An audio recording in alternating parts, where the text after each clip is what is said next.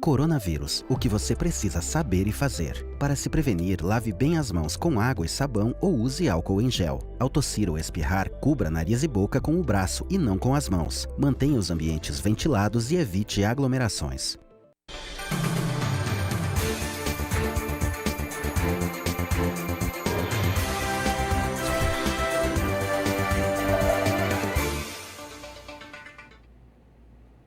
Olá, bom dia! Hoje é terça-feira, 17 de março. Está no ar o UESB Notícias, primeira edição. Confira agora os destaques desta edição. Caso Orcione completa 10 meses e continua sem resposta. Coordenador da 10ª Corpim dá prazo para inquéritos serem encaminhados ao Ministério Público. Empreendedorismo cresce e a economia solidária é uma opção para muitos empreendedores. E mais, saiba a diferença entre a alergia à proteína do leite e a intolerância à lactose. Essas e outras informações agora no UESB Notícias, primeira edição.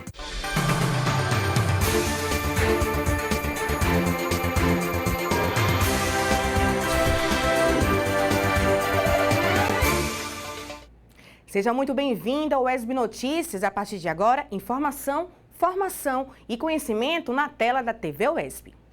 E a gente começa esta edição informando que as aulas de graduação, pós-graduação e extensão nos 3 campi da Universidade Estadual do Sudoeste da Bahia estão suspensas por 72 horas. De acordo com o comunicado oficial da reitoria da UESB, a determinação é em função da expansão dos casos confirmados do novo coronavírus na Bahia.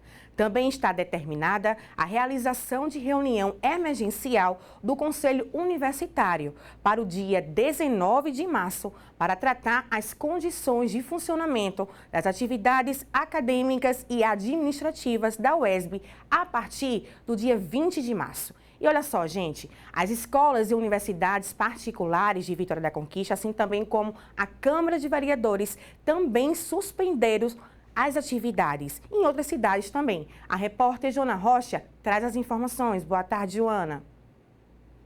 Isso mesmo, Samara, boa tarde. Além da UESB, estão suspensas temporariamente as aulas na UNEB, UESC e UEFES. Aqui em Vitória da Conquista, faculdades particulares também suspenderam as atividades nas instituições. A rede UniFTC se pronunciou com a seguinte nota: em consenso com as medidas adotadas pelo poder público para conter o avanço do novo coronavírus, a rede UniFTC informa a suspensão das aulas, dos cursos de graduação, pós-graduação e demais atividades acadêmicas presenciais em todas as unidades. A medida valerá enquanto durar a situação de emergência instaurada por conta do coronavírus.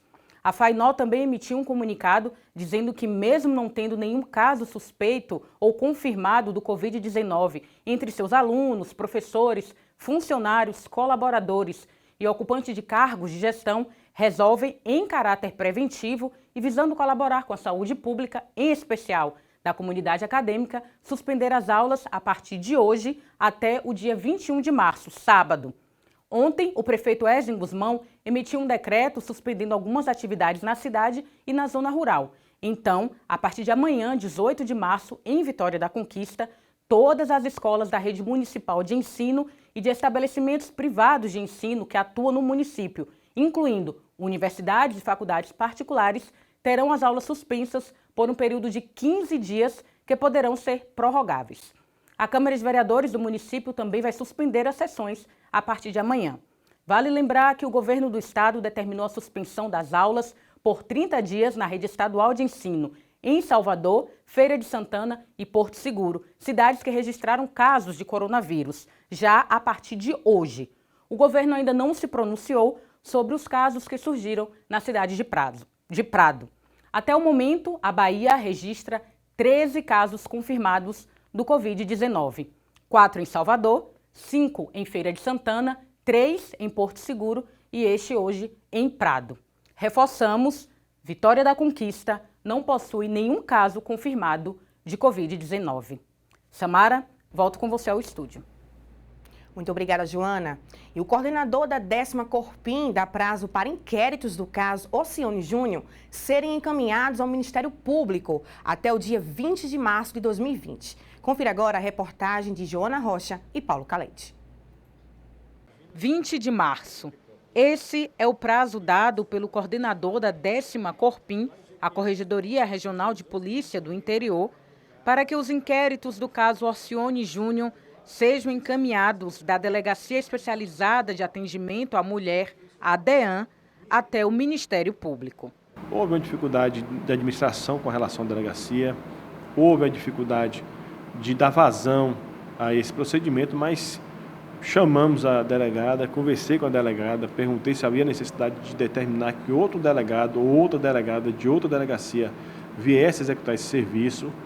A gente fez um acordo para que fosse finalizado. No dia 10 de março de 2020, completou 10 meses das denúncias contra o médico ginecologista que atua em Vitória da Conquista. Entidades que lutam em defesa da mulher reclamam da demora no andamento do caso. Dizer que é um momento lamentável, né? São 10 meses aguardando, foram 29 mulheres vítimas, né, denunciantes. Então nós esperamos mais agilidade por parte da DEAN, porque são mulheres da sociedade, a sociedade aguarda uma resposta, essas vítimas aguardam respostas. O que a gente tem feito é cobrado das autoridades uma postura correta no desenrolar dessas questões. Delegada titular da DEAN, Decimária Cardoso, diz que o caso exige rigor nas apurações, o que demandou muito tempo nas investigações. Esses casos, como foram 29 vítimas, né, o entendimento foi de fazer cada inquérito separadamente. Então, nós instauramos 29 inquéritos, né, e acaba ficando muito mais trabalhoso do que se você apura em um inquérito só. Mas a gente faz isso porque a gente entende que fica mais claro de uma forma, porque às vezes fatos aconteceram de uma forma, outra vítima de outra, e aí o processo não vai ficar um dependendo do outro. 29 denunciantes prestaram queixas contra o médico Orcione Júnior na DEAN, relatando supostos assédios sofridos durante as consultas. Depois de conversarmos com a delegada Decimária e ouvir representantes de órgãos e entidades que lutam em defesa da mulher, nós, em entrevista por telefone, conversamos com a secretária de Políticas para Mulheres do Estado da Bahia, Julieta Palmeira, que nos informou quais medidas o órgão está tomando com relação a este caso. A Secretaria de Políticas para as Mulheres entende que toda a acolhida deve ser dada a essas mulheres que estão, foram atingidas por violência sexual, que estão registrando essa violência, e que se proceda à justiça, ou seja, a partir de que o inquérito policial chegue até a instância jurídica, que se proceda o julgamento. Mas a Secretaria de Políticas para as Mulheres, além de fazer uma sensibilização em relação ao problema da violência contra as mulheres, em todos em âmbito institucional também, né, nas várias instâncias do Estado, ela também busca monitorar, né, os casos de denúncias de mulheres que as mulheres fizeram. Então, acho que a sociedade consistente também deve estar bem alerta para essa questão, porque a denúncia ela foi feita por 29 mulheres. Questionado sobre uma possível prescrição das denúncias, o delegado comentou acerca do inquérito. Já tem uns casos aí que, dependendo do tipo de crime, está prescrito desde quando a pessoa procurou a delegacia, porque tem pessoas aí que vão procurar a delegacia que o fato ocorreu há anos atrás. A partir do momento que alguém teve coragem, a primeira vítima teve coragem de comparecer à delegacia e a imprensa noticiou, é que algumas outras vítimas vieram e disseram que tinha acontecido lá. Algumas nem sabiam que aquilo tinha sido um abuso. A delegacia, a delegada, melhor dizendo, está oferecendo um relatório e verificou, estudou muito também, que ela levou um tempo estudando, ela e o doutor Luiz Henrique, para poder mostrar que ainda existe o crime. Mas aí cabe ao Ministério Público entender que o crime ainda existe aí, né, não está prescrito e possa fazer a denúncia. Para a advogada das denunciantes, o importante agora são os inquéritos chegarem até os promotores públicos. Ela explicou como se dá o procedimento. Os inquéritos policiais que já foram remetidos para o Ministério Público, através de sorteio eletrônico, são divididos para os promotores criminais daqui da comarca, e aí cada promotor vai examinar o que recebeu, vai fazer a tipificação como achar, de acordo com o seu próprio entendimento, podendo ou não seguir a tipificação da delegada da DEAN, e a partir daí vão ser oferecidas as denúncias individuais que darão ensejo ao processo penal. As denunciantes aguardam por explicações da DEAN, que promete respostas a toda a sociedade na próxima sexta-feira, dia 20 de março de 2020. E a TV UESB vai continuar acompanhando esse caso. Cerca de 70% dos brasileiros sonham em ter seu próprio negócio um dia. E muitos empreendedores se dedicam à economia solidária. Veja na reportagem de Jeane Sampaio. Seu Clóvis passou alguns anos trabalhando como empregado, mas atualmente é um empreendedor no ramo de polpa de frutas. Para garantir sucesso no seu novo trabalho, ele investiu na sua formação. Hoje a gente tem um responsável técnico que acompanha a gente em todo passo a passo, examinando todas as frutas, fazendo os testes das acidez nas frutas que a gente tem também em casa e acompanhando todas as regras do Ministério da Agricultura. Os Centros Públicos de Economia Solidária, CESOL, estão atuando em 13 territórios de identidade do Estado, oferecendo suporte técnico aos novos empreendedores da economia solidária. Nós temos hoje em nossa carteira ativa cerca de 128 empreendimentos. Esses empreendimentos correspondem a associações, cooperativas e mesmo eventualmente alguns grupos, que ainda são informais e que produzem alguma coisa. E a gente funciona na capacitação, no aprimoramento técnico, nas várias necessidades desses empreendimentos. A crise na economia tem estimulado muitas pessoas a transformarem as boas ideias em oportunidades de negócio. Meu sogro é cafeicultor, já produz café há aproximadamente 40 anos, e nos últimos 15 anos o nosso café tem sido bastante premiado. A nível nacional e até a nível internacional. E aí a gente resolveu explorar mais esse café premiado, e escolhemos Conquista para montar nossa cafeteria, para ter mais contato com o público final. O cenário atual não é um dos mais animadores para empreender, mas é suficiente para que as boas empresas sejam constituídas. Na economia não existe mágica. Não existe uma varia de condão que você possa dizer, não, a partir de agora todo mundo vai vender. Para você vender, você precisa ter renda. E a gente está percebendo que nos últimos anos, pelo menos nos últimos 3, 4 anos na economia brasileira, a renda da população brasileira está crescido muito. As pessoas estão endividadas, cerca de 70% das famílias brasileiras hoje estão endividadas e a renda per capita caindo ano após ano. Uma das principais características do brasileiro é a criatividade. E isso deve ser usado na hora de iniciar um negócio. A gente tem que ter amor naquilo que faz, porque o vendedor ele tem que ser virado no 600, ele tem que ter essa sinergia. Porque todo dia ele tem que acordar com muita disposição para atender muito bem o cliente. São 3 etapas, gente: atrair, relacionar e vender. Atrair, relacionar e vender. Então, quando você atrai o cliente, seja pelo mundo digital ou seja pelo mundo offline aqui, você tem que atrair esse cliente com algo que vai brilhar os olhos deles. Depois você não vai focar na venda não, você vai focar em relacionar, porque existe um outro ser humano ali. Depois que você relacionar, descobrir como o seu produto ou o seu serviço vai ser uma solução para ele, você vai e fecha a venda.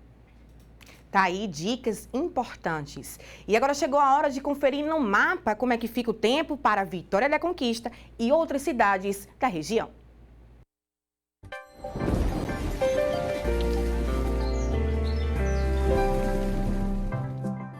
O sol aparece entre nuvens em Vitória da Conquista.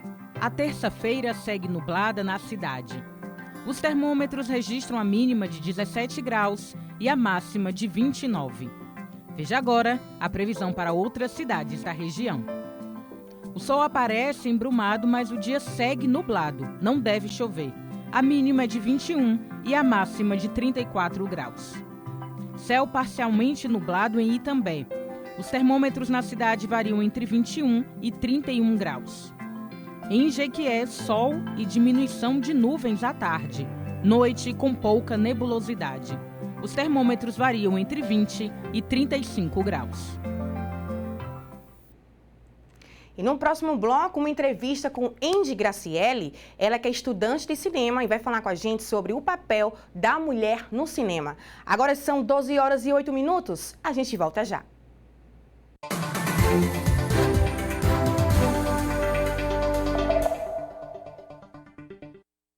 Coronavírus. O que você precisa saber e fazer? Os sintomas mais comuns são febre e tosse ou dificuldade para respirar. Caso apresente os sintomas, procure um posto de saúde.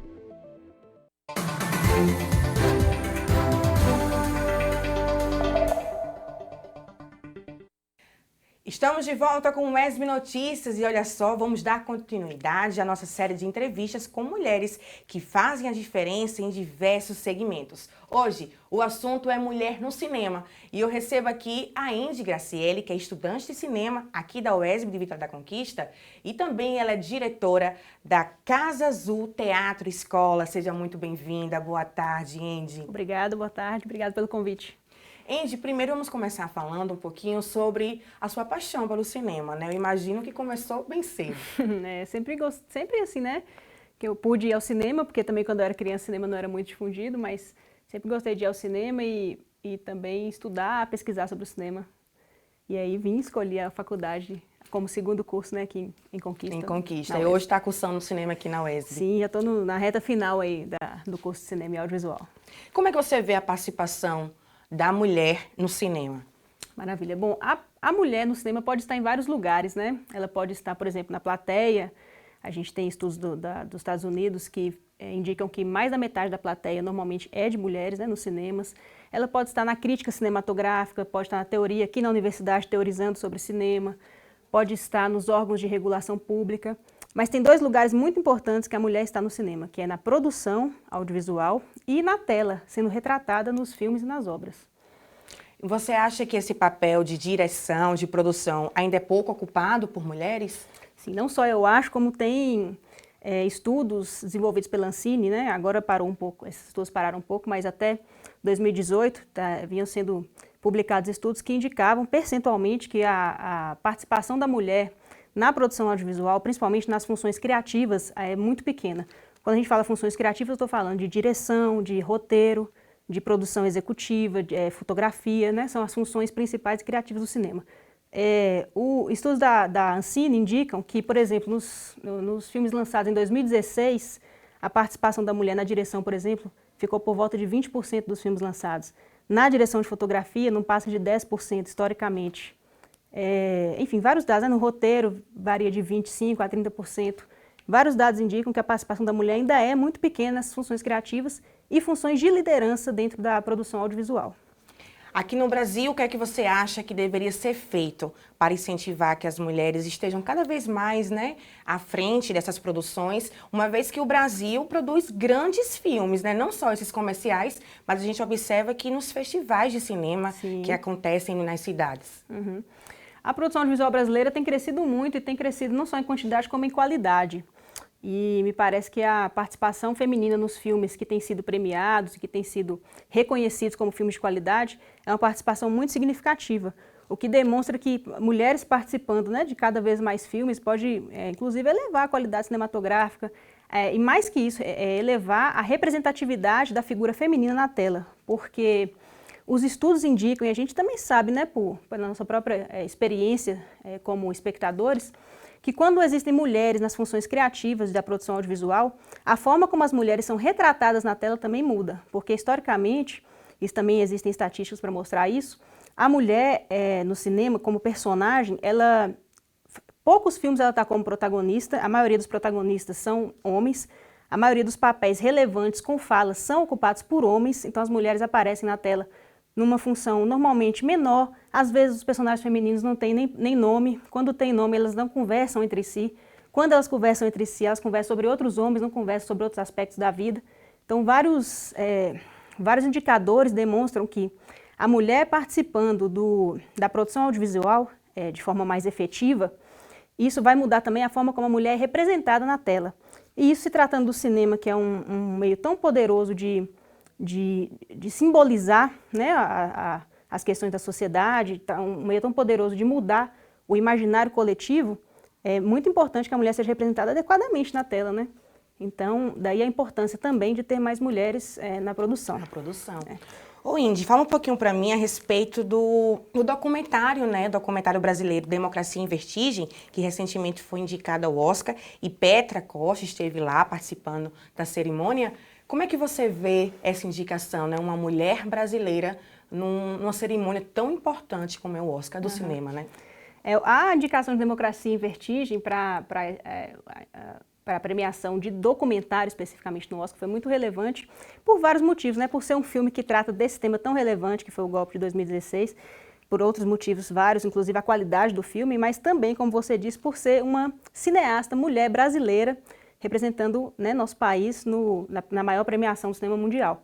Então, muito importante que ela tenha estado lá, e a gente percebe como a questão do preconceito é tão arraigado, porque quando algumas pessoas foram fazer críticas a esse filme, críticas a essa participação, muitas das críticas foram ancoradas em preconceito de gênero. Então, a gente viu várias pessoas, inclusive pessoas famosas, desmerecendo o filme, desqualificando, não só por questões políticas que estavam lá retratadas, mas também pelo fato de ter sido dirigido por uma mulher. Então a gente viu, por exemplo, pessoas falando, um filme de uma menininha, querendo agradar os pais. Então você vê que são críticas que estão ancoradas no preconceito de gênero. No machismo mesmo, Exatamente, né? no machismo. É falar logo com todas as letras. Com todas né? as letras. Exato. Ô Indy, falando em preconceito, em machismo, você observa que no cinema, tanto no brasileiro quanto em outros países, ainda existe esse preconceito salarial, sem contar no assédio, né? Que vira e mexe a gente vê noticiários sobre assédio, né? De produtores, de diretores, até de colegas, né? Atores também. Sim. Como é que você vê isso?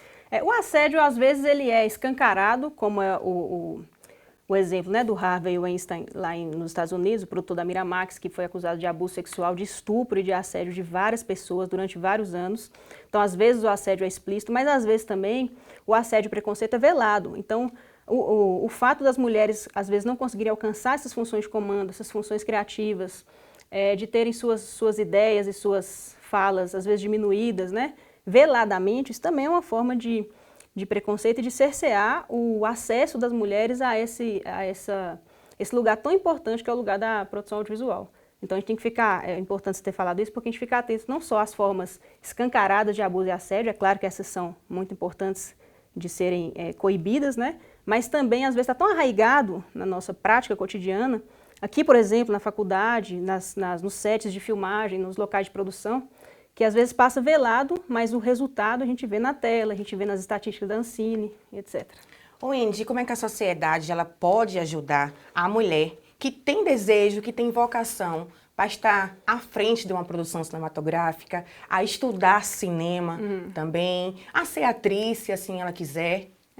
Eu acho que o primeiro de tudo passa pelo respeito, né? Respeito às mulheres, respeito às opiniões, respeito ao lugar de fala, respeito às oportunidades que elas precisam, às vezes, de um estímulo maior para alcançar, pela questão toda que a gente sabe que a mulher tem a tripla, quádrupla jornada, tem questões de preconceito estruturais, né, que já vem há muito tempo. Então, primeiro aí o respeito. Um outro ponto importantíssimo que eu acho são políticas públicas voltadas para isso. Então, a gente tem que ficar muito atento, por exemplo, à Ancine. A Ancine divulgou em 2018 um estudo sobre raça e gênero, que foi um estudo pioneiro. E divulgou em 2018 em relação aos filmes de 2016 e prometeu divulgar anualmente. E esse estudo foi parado, não foram divulgadas novas edições do estudo. Então é um lugar também que a gente pode pressionar para que seja melhorada a questão da mulher na produção audiovisual, que é o lugar da regulamentação, o lugar da Ancine.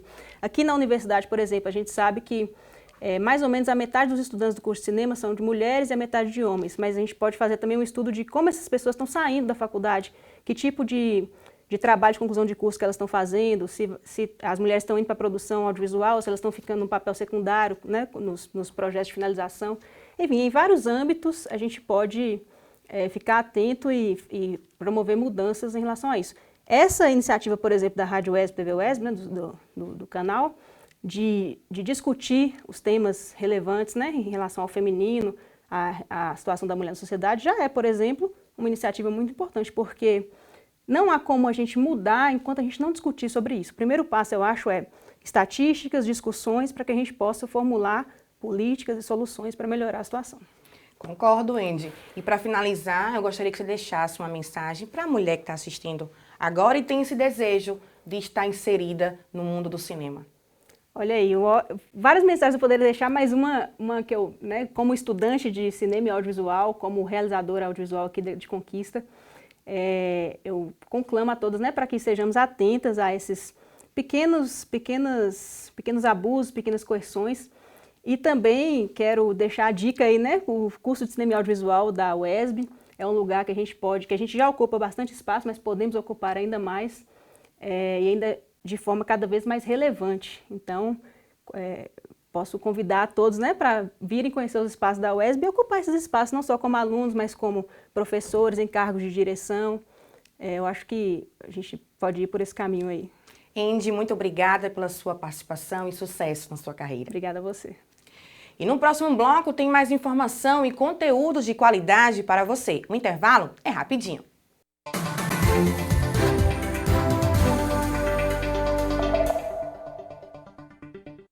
Coronavírus, o que você precisa saber e fazer. Para se prevenir, lave bem as mãos com água e sabão ou use álcool em gel. Ao tossir ou espirrar, cubra nariz e boca com o braço e não com as mãos. Mantenha os ambientes ventilados e evite aglomerações.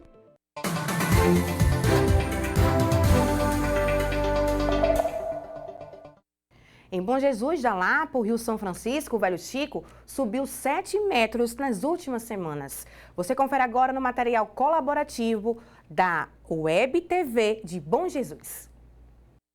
O maior rio totalmente nacional possui uma extensão de 2.700 quilômetros. Na capital baiana da fé, contrasta com o Morro da Gruta do Bom Jesus, de uma beleza que encanta e atrai visitantes. Com o aumento no nível das águas nos últimos dias, chama ainda mais a atenção. Eu fico muito feliz, porque faz bastante tempo que o rio não alcança um nível desse, desde a última cheia de 2006 para 2007. O Velho Chico passa por 6 estados brasileiros e por 521 municípios. É o rio da integração nacional. Aqui em Bom Jesus da Lapa é a garantia de sobrevivência para muita gente. Os pescadores que com esse período de aumento no volume das águas renovam a sua esperança de ter um ano farto. Para nós que pescam, para nós é bom demais. Caiu o peixe, tem onde desovar. Quando o rio volta, aí fica bom de peixe para gente. Falta. E se subisse mais um pouquinho, ainda melhor era. Para encher as lagoas, ainda fica melhor ainda para a gente. Quem traz as informações sobre o volume das águas é Dona Alice, moradora da Barrinha, localidade que fica às margens do São Francisco. Por meio de medidores próximos à sua casa, ela sabe em qual nível está o rio e há quanto tempo não chegava a tanta abundância. Uns 5 anos, mais ou menos, né? Eu não vejo ele nessa altura. Chegava em 1, voltava, chegava em 2, voltava.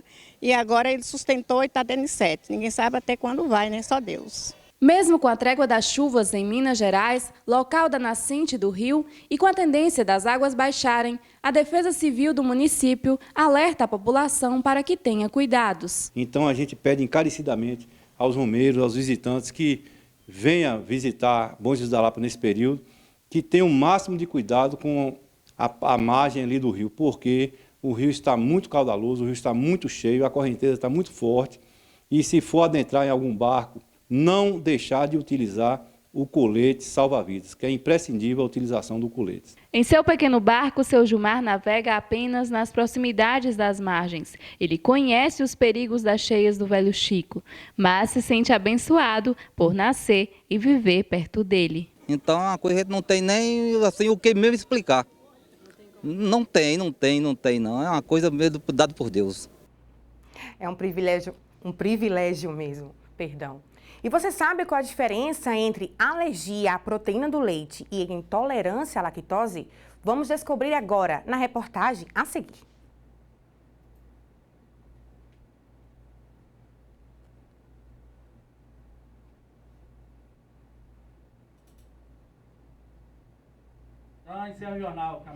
A gente teve um pequeno probleminha técnico, tá bom, gente? A gente sabe que programas ao vivo é assim mesmo, mas o ESB Notícias para edição fica por aqui. Se você tiver alguma sugestão de pauta, fale com a gente por meio do nosso WhatsApp 3424-8763. Mais informações logo mais às 6 horas da noite no ESB Notícias, segunda edição. A gente volta amanhã às 11h45 da manhã. O nosso encontro já está marcado, viu? Até lá!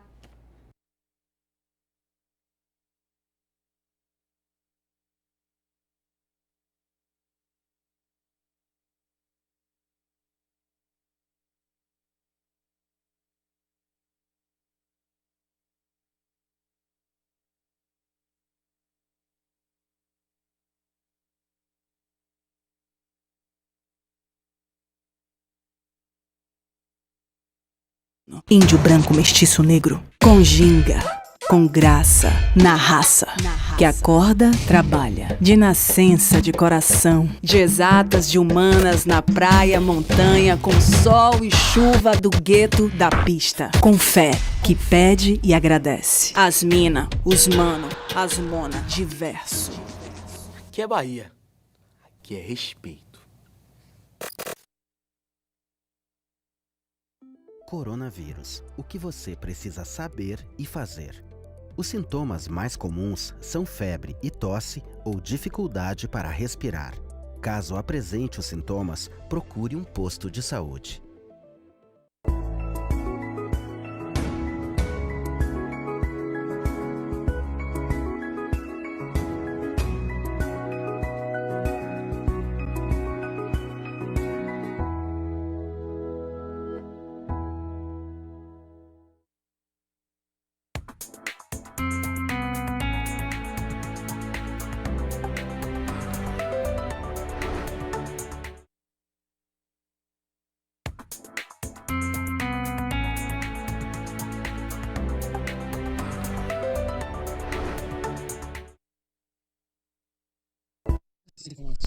São informações em tempo real, 185 mil casos confirmados em todo o mundo.